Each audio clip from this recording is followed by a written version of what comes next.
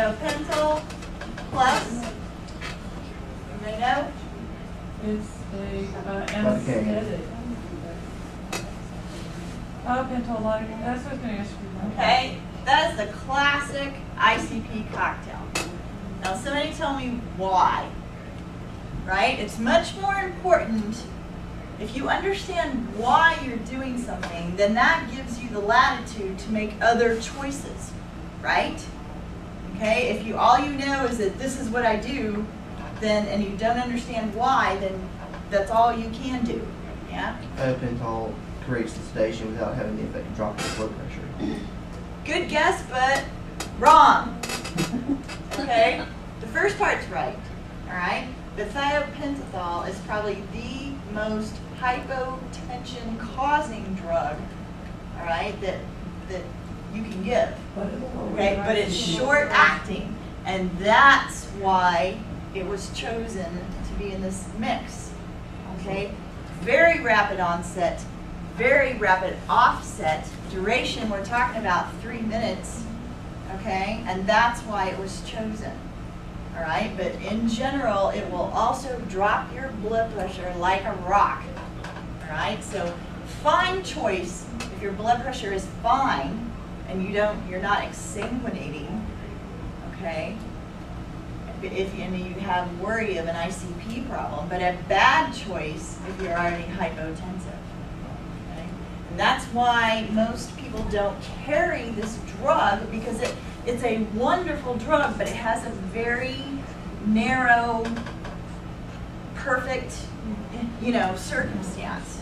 Okay? But the thing is it got you deep, fast, and that's what we want, right? Okay? So the lidocaine was simply, again, for the overall advantage of keeping your ICP down, okay? And really and truly, it's not in vogue anymore. I mean, again, this was like through the late 80s, okay? And then the sucks, the thinking was the same as the thiopental, rapid onset, last for a short period of time in case you didn't get your airway, all right, and then it would wear off, okay?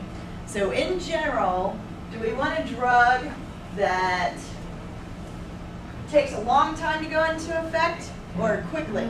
So we want a quick effect. You want to give a verse do we want trauma? You want to be able to assess the well, hang on, okay?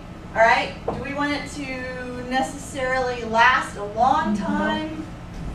Okay, but do we want a little to be quasi-effective, or do we want it to be really effective? Okay, so effective sedation, okay, and analgesia, right? Okay. So that's the qualities. Do we want it necessarily to drop your blood pressure out? Okay, ideally, right, we want no vascular effects, okay? All right, because we're just making a list of the perfect drug. What things, what effects do we want our perfect drug to have? Okay, so in real life, is there usually a single agent that answers all this? No. Okay, so what do we do in real life? Using this best. Combination, okay?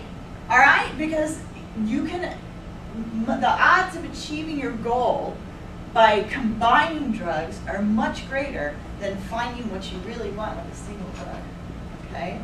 All right, so can we use our usual for this? Use fentanyl. Sure. What's the onset of Versed? Slow or fast? Okay. If you use the right dose, what's the sedative quality? Crappy or good? Good. Okay. Does it have significant vasoactive effects? Okay. Not unless you're a heart. All right. That's the one caveat. Okay. If you're in heart failure, you give a big dose of Versed, they will go down. All right. Okay? Fentanyl, is it rapid onset? Can you reach effective sedation Yep. with Yes. the right dose? Mhm. And what's its vasoactive qualities? Very little. Very little. Okay, so the answer is yes. You can take the same drugs that we normally use, all right, and tailor them to a different situation.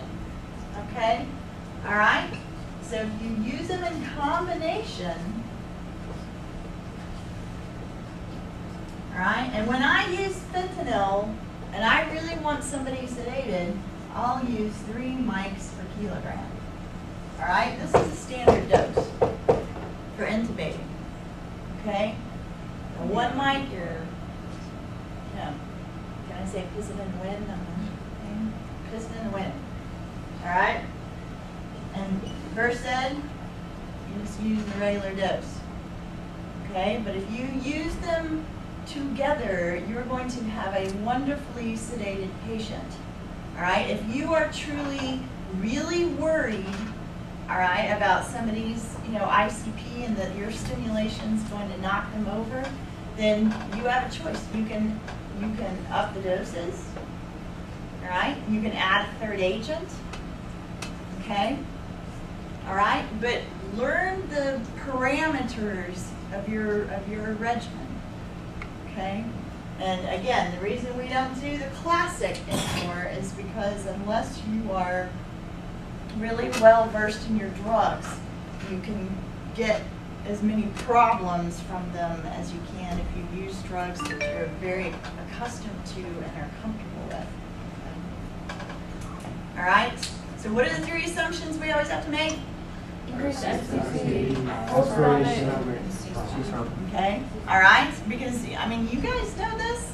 Half the time we don't really know the whole story until 3 days later, maybe, okay? So you've got to go in making those 3 assumptions, all right? And what's the point of knowing all your risks? Okay, all right, so you can either avoid them completely by doing the right thing, all right, or you can address them appropriately, if you need to, all right, and treat them, okay? So that's the hope. It's very specific rationale for all the things we do, okay? So, and when you apply the Celic, if you're truly worried, which we should always be, the kids, has a full stomach, when do you do the Celic maneuver? Before you start positive pressure ventilation, okay? All right? Did I miss anything?